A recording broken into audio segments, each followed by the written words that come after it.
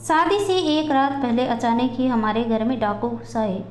2 डाकुओं ने मेरी इज्जत लूट लिया, लेकिन माँ बाप ने यह बात किसी को भी ना बताई और मुझे यूं ही विदाई कर दिया। लेकिन शादी की रात मेरे पति ने मेरा यह राज जान दिया और फिर मैं रोए जा रही थी। भला किसी के साथ ऐसा भयानक हादसा कैसे पेश आ सकता है। मेरी बहनें, मेरी माँ, पापा सारे मेरे आस पास जमा थे। पापा ने मेरे सामने हाथ जोड़ दिए, फिर कहने लगे, बेटा मुझे माफ़ कर दो। बाप तो बेटियों का रखवाला होता है। मैं अपनी बेटी की हिफाजत ना कर सका। मैंने रोते रोते पापा के हाथ थाम ली। रोते हुए उन्हें कहने लगी, आपका क्या कसूर है पापा, आपने तो इस 20 साल ज़िंदगी में मेरी भरपूर हिफाजत की, लेकिन शायद मेरी ही किस्मत काली है। तभी तो एन शादी से एक दिन पहले मेरी ज़िंदगी बर्बाद हो गई। अब मुझे मेरा पति कैसे स्वीकार करेगा। तभी मेरी माँ ने मेरे मुंह पर हाथ रख दिया और कहने लगी कि ये राज हमारे अलावा कोई भी नहीं जानता, इसलिए तुमने किसी के सामने मुंह नहीं खोलना। मैं हैरत से आंखें फाड़े माँ की बात सुन रही थी। भला ऐसे कैसे हो सकता था कि मेरा यह राज मेरा पति ना जान पाए। आखिर में मैं उसकी बीवी बनने जा रही थी। मैं उन्हें बताना चाहती थी कि मैं शादी के लिए तैयार नहीं। शादी से एक दिन पहले लड़के वालों को इनकार कर दें, लेकिन यह इज्जत का मामला था और फिर ज़बरदस्ती मुझे दुल्हन बनाया जाने लगा।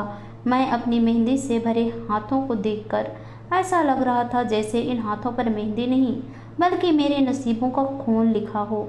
मेरा नाम ममता है। मैं एक खूबसूरत लड़की थी। भले ही मैं एक गरीब परिवार से ताल्लुक़ रखती थी, लेकिन हमारे माँ बाप ने हमें रानियों की तरह पाला था।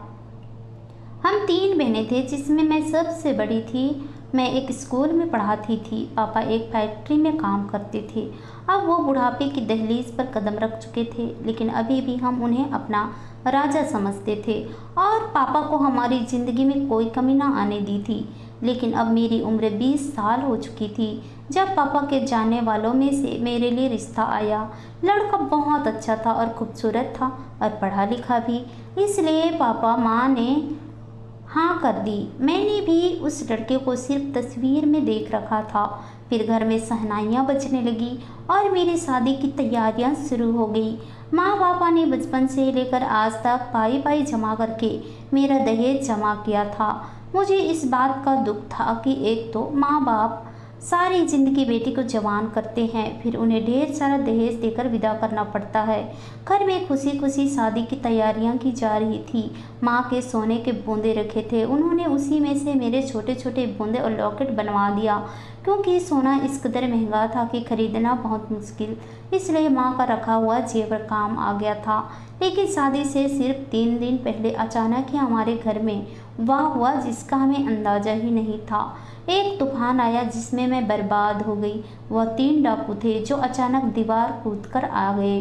अभी शादी की वजह से कोई भी मेहमान नहीं आया था, ऐसे में हम घर पर अकेले थे। उन्होंने न सिर्फ सामान लूटा, मेरे से रात टूटे, बल्कि मेरी इज्जत भी लूट ली। उन्हें शायद पहले से ही मालूम था कि मैं दुल्हन बनने वाली हूँ, इसलिए मुझे बर्बाद करने में कोई कसर न छोड़ी।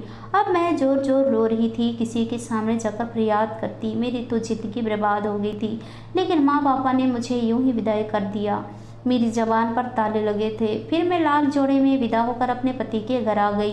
तेज़ बुखार की वजह से मेरा जिस्म लाल जल रहा था। जैसे ही मेरा पति कमरे में आए तो मुझे यूं बुखार में तड़पता देखकर वह हैरान रह गया, लेकिन मेरी तबीयत की वजह से उसने मुझे हाथ भी न लगाया।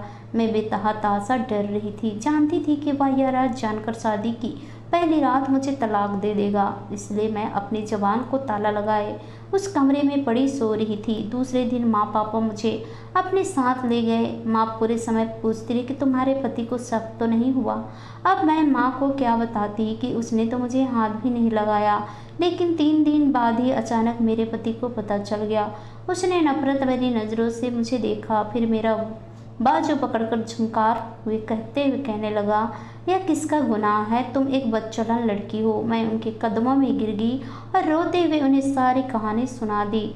उन्हें इस कहानी पर यकीन न आया था। वह मुझे धक्के देकर घर से निकालना चाहते थे, लेकिन अचानक ही मैंने अपना दुपट्टा उनके कदमों में रख दिया और कहने लगी, मेरा बूढ़ा बाप यह बर्दाश्त न कर पाएगा। अगर लड़की को शादी के 2 दिन बाद ही तलाक हो जाए तो क्या इज्जत रह जाती है।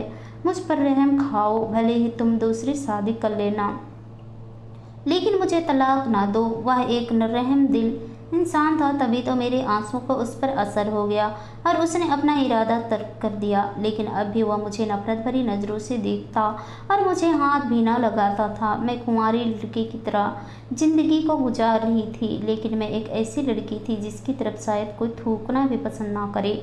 मैं अपने पति की ज़िंदगी में एक मुजरिम बनकर आई थी। मेरा वह जुर्म था जो मैंने किया ही ना था। फिर एक दिन मैं किचन में काम कर रही थी जब मैंने अपने पति के साथ एक लड़की को अंदर आते हुए देखा। वह उसके ऑफिस की कलीग थी। मेरे पति ने सारे घर वालों के सामने ऐलान कर दिया कि वह उस लड़की से दूसरी शादी कर रहा है। उसके माँ बाप हैरान रह गए थे, लेकिन मेरे पति ने मेरा राज किसी को भी न बताया। मैंने अपने पति से कहा कि वह जिससे चाहे शादी कर सकता है, लेकिन बस मुझे तलाक ना दे।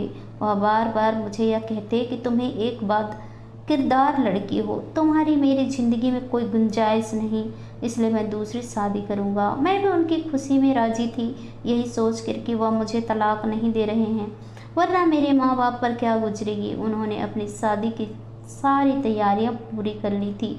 वो जल्द ही इस लड़की से शादी करने वाले थे, लेकिन एक रात थक कर वापस आए। उस रात मैं हैरान रह गई जब वह मेरे सामने आंसू बहा रहे थे। मैंने डरते डरते उन आंसुओं की वजह पूछी तो वह कहने लगे, जिससे मैं शादी कर रहा हूँ वह लड़की भी ठीक नहीं। क्या मतलब है आपका? मैं हैरान होकर उनसे पूछने लगी। उनके मेरे अलावा भी 2 और लड़कों से चक्कर चल रहे थे और उन दोनों लड़कों के साथ वह कई रातें गुजार चुकी थी।